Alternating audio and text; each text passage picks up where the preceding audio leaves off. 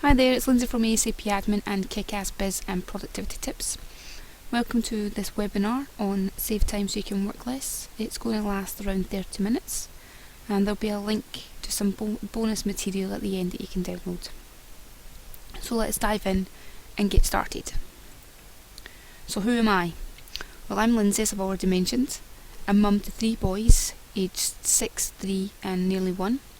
I'm an online business manager and virtual assistant, and I help entrepreneurs to stop juggling, start climbing and stay ahead of the competition.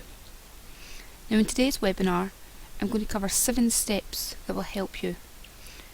You're going to be able to tackle your time stealers. We'll provide you with some time management secrets and help you focus on what is important. We'll break your negative work cycle.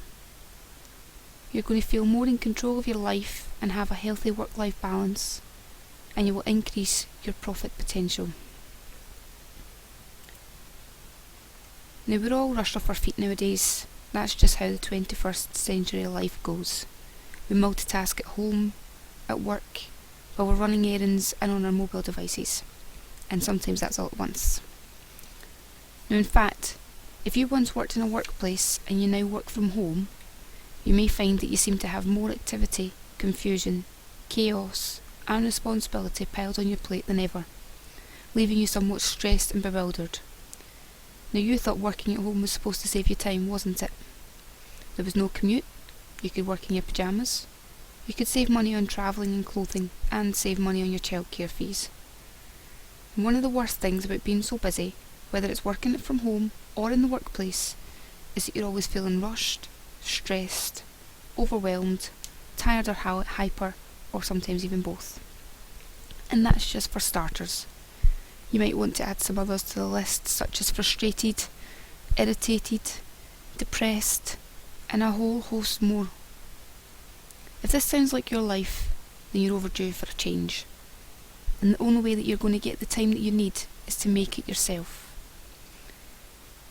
Now the 7 tips that I'm going to give you will help you set that lifestyle you want in place.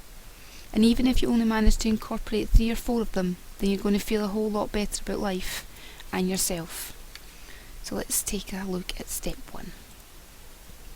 Decide what you want in your life, not what you don't want. The best changes in life, and the easiest, come from a positive, pleasurable place. Now think about it. So much easier to watch TV than it is to do the dishes. It's a given. It's so much easier to chat to your friends on Facebook than finish the financial statement for your tax return. So much easier to dash off eagerly for your Zumba session than it is to weed the garden. Now I'm not saying that only do the fun things in life. That would be horribly unrealistic. But do your best to incorporate that mindset into everything that you tackle. Evaluate your daily routine. Are there tasks that leave you feeling like you swallowed a cannonball? Or activities that make the hours fly by like seconds because they're so enjoyable? Now here's a little tip in itself. Anything that's a task usually feels less enjoyable than an activity. Make a list of all the tasks, activities and relationships that bring you real joy, satisfaction and a feeling of achievement. Then see how many of the other sort you can delegate or drop. If you can't drop something immediately, look for alternative ways to do it that are easier. Ways to split the task with someone else possibly, and make a specific concrete plan to gradually wean it from your life. Put what you want more of in your life first, and the unpleasant stuff will often magically take itself away. Step 2. Delegate. The best bosses learn this secret early. They pick someone who will do a good job with a certain task and let them go to it. Both in your family life and in your work life, learn to delegate and let others take care of responsibilities that really don't require your individual attention. Now sure, your teen or your spouse or even your VA will not do it exactly the same way that you do the first time round, but tell them what you liked and what needs working on in that order. Take the how can we make this better approach rather than the nagging and the blaming or the sighing or any other negative message that makes it no fun to work with. And remember, It's not just about making you feel better or helping you save time. If we're talking about family, it's about helping yourself to achieve a parent's highest purpose. Teaching your children that they can stand on their own 2 feet. Investing in building confidence through acquired skills and showing them that working together in harmony makes for a really happy family. You can even enlist your older children in delegating confidence-building tasks to your younger ones. But ignore the fact that your 12-year-old peeled more carrot away than peel. They'll get better at it. Ignore the fact that your son's t-shirts aren't folded the way you do it. It's in the drawer, isn't it? And you didn't have to put it there. Ignore the fact that your spouse took the kids for ice cream after the football practice when you prefer them to get straight home to bed. They'll remember the ice cream and the unexpected fun with Dad long after they remember any of their football practices. Now, they were just some easy tasks to set you aside there and a little bit of family. Now we're really going to get into the attention and your work at home business. So step 3. Decide which tasks directly make you money. This is one of those basic business essentials which new work at home entrepreneurs don't pay attention to. Not because they're negligent or sloppy, but usually because they're overwhelmed with all the aspects of running an online business that have to be learned and adopted. Now, if that describes you, let's turn our attention to this crucial part now. Not everything you do in your office directly results in cash in your bank. Some tasks could be done by other people, and some only by you. For example, say that you're a graphic designer. You have a choice between spending Monday morning designing a logo for a client, minor HTML and CSS tweaks for another client, writing your monthly posts for your blog, and formatting that ebook that you've just finished writing. Which one would you pick? Have a little think about that just now. So whenever possible, you should complete the task that directly makes you money, and the one that someone else can't do. Now that's the deal. In real life, there will be times when you really need to tweak that HTML and CSS before you get on to designing the logo. Your web tweak client needs that page up and running tomorrow, but you've got a whole month before that logo project is due. And yes, as a graphic designer, you're perfectly capable of formatting your own ebook, but that task is not directly billable. It will ultimately make you money, but not indirectly. If you have contracted to pay your VA X amount per month for a package deal of so many hours, and she's perfectly capable of formatting an ebook, then this is the sort of task to reassign to her, even though as a designer you might like formatting ebooks.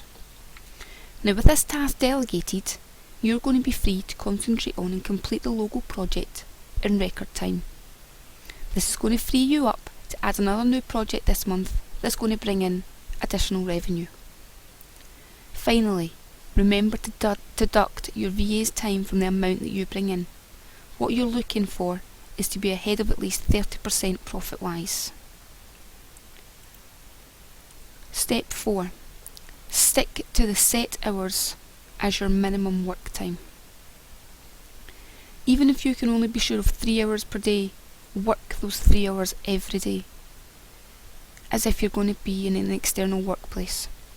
There will be days that you can work more, but if you always sit down at your home office desk and work your buns off between 9 and 12 for example, then you're going to be much further ahead than if you put in one 10-hour day in 4 days where your hours are hit and miss. You'll get more done when you stick to a rigid minimum, and there are solid psychological and practical reasons for this. You won't be fitting your work around other tasks, and particularly around other people's wants, needs and schedules. You'll be creating a habit. This will overcome many problems like procrastination or not feeling like working today. You will teach others that you take your business seriously. How can you expect them to take your business seriously if you don't? Your hours add up to completed projects, even just a few hours per day. The minimum work time is one of the most effective time-saving strategies that you could ever adopt. It forces you to naturally identify and focus on the absolute essentials and work in a focused manner, rewarded by knowing you're working perhaps half a day less than you normally do. Now the key, however, is to stick to that minimum religiously, and even if your new core time is only 2 hours a day. Step 5. Don't just record your schedule, you've got to plan it. Now if you record rather than plan, you'll end up doing things like discovering that, oh my god, those blog posts have to be written tonight, because you're going away tomorrow and you forgot all about them. This is not a comfortable state to be in. It's going to make you frazzled, panicked, stressed and slightly stupid for not remembering. I want you to sit down with a chart of your weekly, your monthly tasks and projects in front of you. Add in everything that you can think of, right down to tidying your desk. Use a coloured highlighter to block out tasks that only you can do. And use a different colour to block out tasks that you can outsource. Use another colour to block out tasks that you do that don't directly make you money. And do your best to combine some of the tasks that don't directly make you money with tasks that you can outsource and get them delegated. Now if you're like the average freelancer, you're going to be sitting there blinking as you realise that in the space of a mere few minutes you now have to complete a list of items for your VA to tackle for the month, or that you should outsource, and you can set that up for the month right now. Using this method is rather like starting a jigsaw puzzle and suddenly having all the pieces move and fall into place before your very eyes. Step 6. Commit yourself to cleaning up your work area at the end of each day. A clean desk dispels mental clutter as well as physical. It's like wiping the proverbial slate clean. You start work the next day without the dregs of chaos littering your desk and flattening your mood. You'll feel keener, more energetic and clearer about what you have to do, if your desk or work area is well organised and clean. At the very least, neaten up any papers and stack them in one neat pile. Your best scenario is to sort them in order of priority. Get everything ready for tomorrow before you shut down for the night. Now for part 2 of clean your desk at the end of the day, you're also going to need to write your to-do list. You're going to highlight or number your top 3 priorities. You're going to make sure that you have all the equipment that you need to start tomorrow morning. You're going to get your files and your information ready. You're going to note any phone calls that you have to make or personal tasks that might alter your schedule. Now by getting these steps ingrained as a new routine before you proceed on to the final steps for saving time makeover, we're going to do a quick review first. So, you've decided what you want in life. Now you're focusing strictly on these goals, not on all the things you don't want. 2. You've delegated your tasks and your responsibilities that you don't personally have to attend to yourself. Now yes, you can guide and supervise at first, but it's best if you can leave the person you've delegated to alone after that, trusting them to fulfil their obligation. Be sure to add praise and encouragement, particularly if you've always been a tad controlling, overprotective or critical before. It will take them quite a while to build up the confidence. Step 3. You've decided which tasks make you money. These will be the tasks that only you can genuinely do. Number 4. Set and stick into your regular minimum business hours. You've decided on a minimum number of hours that works for you, a schedule that you can stick to. You hope that you'll be able to do more, but you've scheduled your absolute priority client projects to fit within that minimum framework. It's really important, especially during the first 6 weeks, that you don't break this habit, if you can possibly help it, because that's what you're actually creating, a habit. Once we humans get into the habit of doing something regularly, it becomes easier and more reassuring to repeat the pattern. But if you break off every 3 or 4 days to take your mum to lunch at a favourite restaurant, or you've scheduled a hair appointment within that time frame, then your new schedule is doomed to be abandoned. By all means, have lunch with your mum, and on the very day that she wants to too. That's a precious opportunity, and perhaps even one of the reasons you wanted to work from home. But if your work hours are now 1 till 3, tell her, "Mum, I really want to take you out to lunch this Tuesday, but it'll have to be early." Likewise, if you set your work hours that are 8 till 12, tell her you'll be available for a late lunch. But whatever you do, stick to your minimum daily hours. Schedule in the first 6 weeks. You'll be astonished at the amount of focused work that you're going to get done, and if you've been lacking in confidence, this is the most natural, organic way to instill deserved confidence in yourself and your professional abilities, as well as in your new business. Step 5. You've planned your schedule. This is where you're really going to see it all come together after 6 weeks or so. You'll have learned what's essential and what's not in your business, who to delegate or outsource non-money making tasks to, how to make sure things run smoothly with minimal unexpected curveballs by planning and preparing before the next working day, and how to be flexible while sticking to a solid framework of rigid working hours. One thing you'll find the latter doing for you in particular is teaching you naturally and organically what your priorities are and what are not. Your minimum framework is a focus in what you want in your life. It doesn't leave you time for all the things you don't want or need. You know what you absolutely have to get done every day. The rest can wait for extra hours you have available or that you've decided to put in at a later time. And pretty soon, you're going to find yourself getting everything done easily within your minimum time frame. You might even add an hour or two once you've decided your business needs that. But you won't be working long, unbearable hours and getting little things accomplished. There'll be no time for playing Facebook games, chatting with friends, etc. during your business hours. After hours, you can indulge in all of these little things and they'll feel like a reward, because you're not feeling stressed that you're not finishing that financial report, the one that you forgot because your office mind and schedule were so cluttered. In step 6, you've committed yourself to cleaning up your work area at the end of the day. It doesn't matter whether you naturally love to do this anyway or it's been a huge adjustment for you. If you've managed to succeed, you'll have found that this simple act and ritual plays a huge part in setting you up for organised success the next day. Which brings us to our final step. Step 7. If you introduce the previous 6 steps, then it's time to sit back and evaluate what's worked for you and what didn't. You need to make minimum but crucial changes. Build new habits, live with them for a while, and then reevaluate. Jot down what did work for you. Write down what didn't, and leave space under each negative point. When you've finished, go back and fill the space with the reason you think each point did not work the way you hoped it would. Be brutally honest. The more honest you are, the better and more effectively you'll be able to correct the negatives. You may be relieved to find the fault was not yours at all. A particular task or tactic was knocking you flat because you didn't have the skill to perform it, or the method wasn't in line with your learning style. This leaves you free to find the right solution. Outsource the task that's causing all the problems, or get some help from your family with whatever it is that's interfering. Even put a door on your home office if there isn't currently one there, and the noise from the TV in the living room is driving you around the bend. It's important to suit any tactics to your own learning preferences, but be merciless with yourself when looking for answers when habits and tactics fail.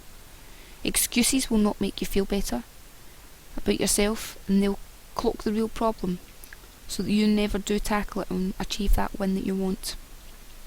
Now, for example, if you discover that you set your working hours from 7 AM till 1 PM and you waste every morning from 7 AM till 9 AM playing Facebook games, because that's the only time of day that you have where you're not constantly being interrupted, then adjust your hours. Set them from 9 AM till 3 PM and have your me time before work instead of after. Better yet, compromise and play from 7 till 8 AM. If you stick to this, it will boost your confidence because you are not ruled by an addiction. You've got to reevaluate regularly. Of course, you need to reevaluate the results of your first reevaluation. And when you were clearing out your office during your first overhaul, you might have left some items that you now know you'll never use. Get rid of them. Be sure to reevaluate your business financially too. Is your new system working for you? Is it helping you run a tighter, leaner, meaner and highly productive ship, or did it stumble, resulting in lower profits? If you've done it right, you ought to be making the same or more than you were before you streamlined your system. If you're making less, then decide if you're happy with that, whether or not you need to add more hours per day or change something in your system. If you're perfectly happy with the way things are now, then your overhaul was a huge success. If you're not, you should find yourself better able to evaluate what needs to be done. Saving time and working less doesn't have to be some complicated system. It doesn't have to be a magic formula taught to you by some guru. It's simply focusing on how you want your life to be and realising that it is possible. One small, uncomfortable step at a time. Now you can download some freebies that we have here for you. We have a checklist, a 6-week calendar, a project organiser, outsourcing worksheet, and our How to Delegate Effectively guide. You can get that by going to http://bit.ly/savetime-downloads.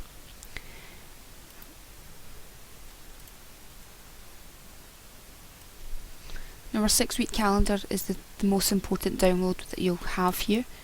It takes you through the next 6 weeks, planning and reorganising. And it then takes you on to getting used to your new schedule. It lets you fill in what your time-saving tips and your tactics were that you applied last week. It then makes you detail your priorities. Again, it lets you see what worked for you, what time-saving tips you tried. Again, your priorities again, building your habits. Then we have reinforcing your new minimum working hours schedule with your priorities, how it worked for you, setting up that last week, and then brings us on to your 6-week evaluation. What worked, what didn't, what tips and methods you applied, how they worked for you. Did you generate a profit or a loss? Any changes that you want to make? Did you save time and was it a success? I want you to do this for 6 weeks.